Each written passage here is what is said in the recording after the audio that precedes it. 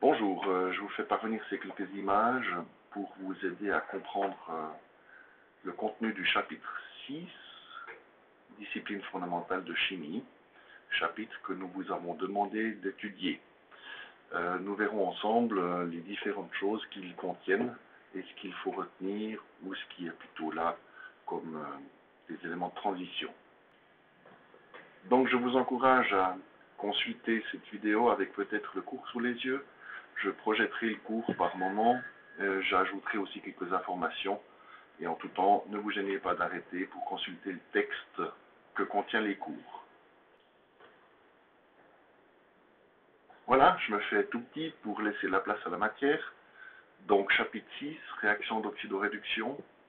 6.1, un peu d'histoire. Il y a deux éléments qui sont présentés dans ce paragraphe, c'est plutôt de la connaissance générale.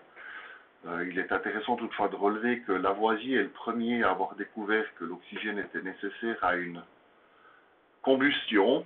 On verra qu'on peut considérer la combustion comme une réaction d'oxydoréduction. Deuxième chose, la réduction vient du terme reducere du latin, réduire ou reconduire. Il s'agit là de pouvoir transformer des oxydes métalliques en métal natif, tel que par exemple, il a été historiquement fait à Delémont, dans le Haut-Fourneau. L'oxyde de fer qui se trouve sous Béridier était acheminé à côté du McDonald's à Delémont, et en le mélangeant avec du charbon, et en mettant le feu à ceci sans oxygène, on transformait l'oxyde de fer en fer, ce qui correspond maintenant à ce que l'on appelle une réduction. Donc oxydation et réduction seront deux termes importants, tout comme oxydant et réducteur. Plutôt que de vous présenter ceci d'emblée, je vous propose de visionner maintenant une expérience qui a été filmée et qui se trouve sur YouTube. Cette expérience, normalement, on l'a fait en démonstration. C'est l'expérience 6.1. Elle est décrite. Je vous laisse prendre connaissance du texte et après avoir lu le paragraphe, lancer la vidéo.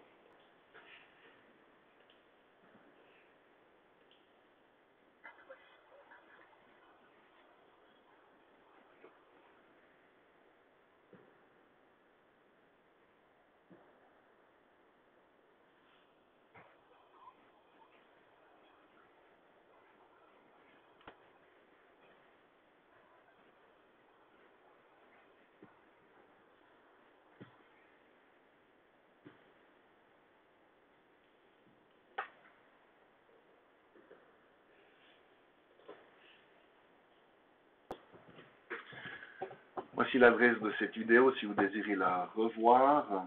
Donc réaction entre le fer et une solution de sulfate de cuivre.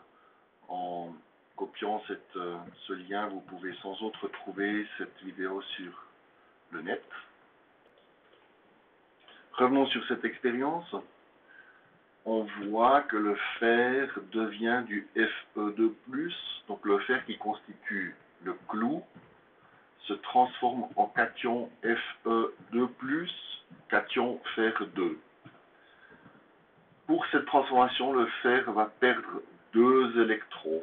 On dit alors que le fer est un réducteur. Le fer va perdre 2 électrons. On dit alors que le fer est un réducteur. Le cuivre, les ions Cu2+, qui se trouvent dans la solution, dans le cours on présente la solution comme étant du nitrate de cuivre, donc Cu2+, et 2NO3-. À ce moment-là, le Cu2+, doit accepter 2 électrons pour devenir du cuivre métallique, on dit aussi du cuivre natif, qui se dépose sur le clou ou sur la plaque, comme le dessin le présente dans le cours. On dit alors que le cuivre est un oxydant. Un oxydant est donc un accepteur d'électrons. Un réducteur est un donneur d'électrons. Une deuxième expérience vous est proposée dans le cours, l'expérience 6.2. Il est question de la réaction de l'aluminium avec le brome. Là encore, je vais vous la présenter sous forme de vidéo puisque elle n'est pas réalisable en classe.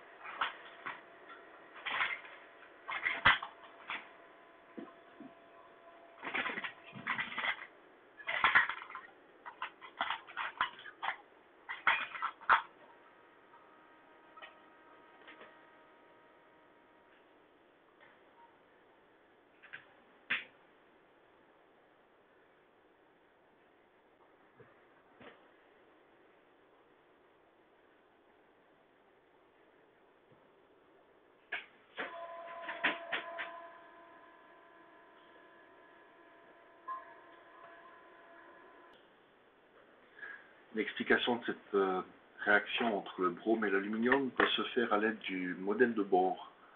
On constate sur le schéma qui est maintenant présenté à l'écran que l'aluminium contient 3 électrons sur sa couche de valence. Ces 3 électrons, il va les donner pour former Al3+. On a donc un réducteur qui donne 3 électrons. Et en face, on a 3 atomes de brome qui peuvent chacun accepter un électron pour former Br- du bromure. Donc le produit de cette réaction est AlBr3 du bromure d'aluminium. Les points essentiels sont résumés dans l'encadré. L'aluminium a perdu 3 électrons. Ce faisant, il devient un cation possédant une charge de +3. On dira que l'aluminium s'est oxydé. Et je viens de dire que l'aluminium jouait le rôle de réducteur. Donc on peut garder et ajouter le peut-être au crayon ou au stylo sous votre encadré. Un réducteur subit une oxydation ou un réducteur s'oxyde. En face, on vous dit que le brome a reçu un électron. Sa charge est maintenant de -1. On parle d'anion bromure. Le brome a oxydé l'aluminium, c'est un oxydant. On dit que les oxydants sont réduits. Les réducteurs sont oxydés et les oxydants sont réduits. Dans la nature, l'aluminium ne peut pas résister à une oxydation avec le temps. Par contre, cette couche d'oxyde d'aluminium n'est pas visible, ce qui fait qu'on ne la perçoit pas. Mais de manière générale, l'oxyde d'aluminium est visible, et si on prend une plaque d'aluminium et qu'on la chauffe jusqu'à son point de fusion, entre 1000 et 1100 degrés, on constate que l'aluminium fond, mais reste contenu dans une sorte de sac, et ce sac est en fait formé d'oxyde d'aluminium qui est à la surface de la barre d'aluminium ou de la plaque d'aluminium. Pour ce qui est des définitions, je crois qu'il n'y a pas de commentaire particulier à signaler. Lisez-les. Ce qui est en rouge est important. Il faudra retenir qu'est-ce qu'un oxydant, qu'est-ce qu'un réducteur, qu'est-ce qu'une oxydation et qu'est-ce qu'une réduction. Concernant les réactions redox, on écrit régulièrement des demi-réactions, autrement dit la transformation qui correspond à la réduction et la transformation qui correspond à l'oxydation. Ici, on a en premier lieu Al qui devient Al3+. Donc on a le réducteur Al qui devient un oxydant conjugué Al3+. Il s'agit d'une demi-réaction d'oxydation. En dessous, on a l'oxygène qui accepte 2 électrons, qui devient O2-. On a donc un oxydant qui se transforme en réducteur conjugué. On a une demi-réaction de réduction. Pour écrire l'équation redox complète, il faut que le nombre d'électrons impliqués dans la demi-réaction d'oxydation soit le même que le nombre d'électrons impliqués dans la demi-réaction de réduction.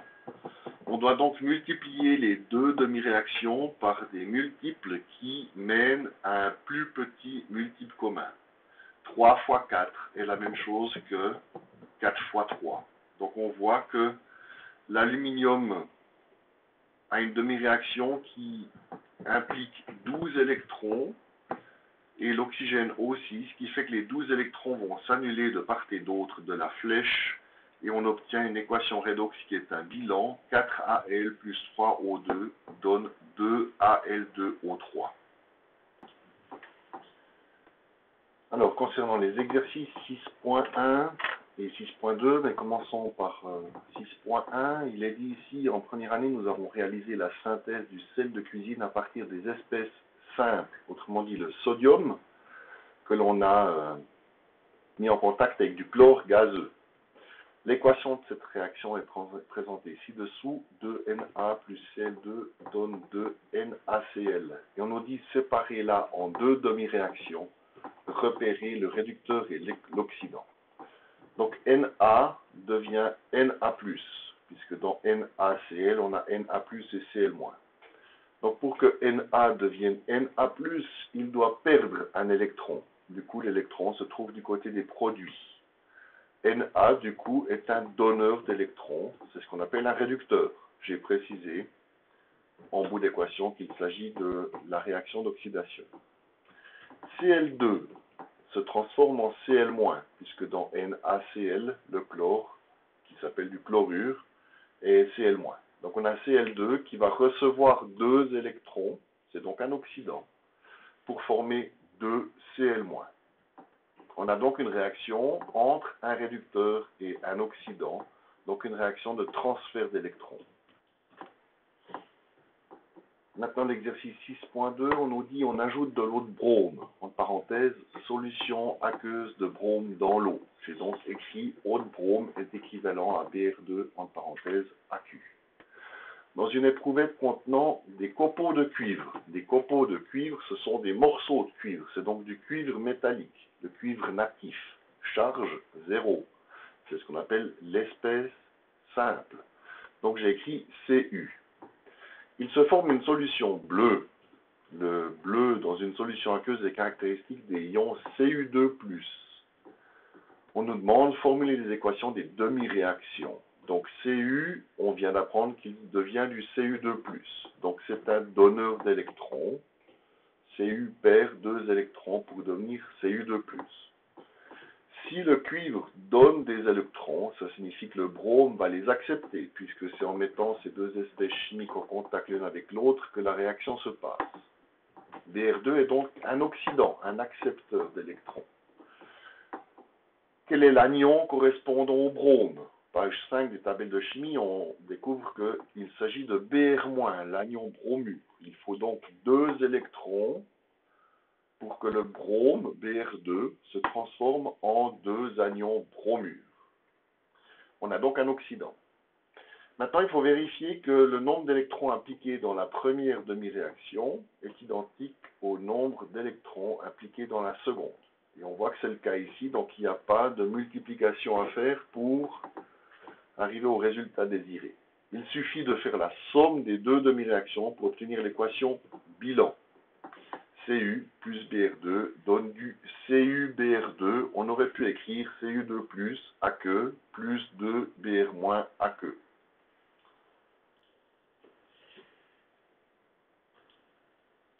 Voilà, les solutions de l'exercice 6.3 sont accessibles à l'adresse Chimie LCP.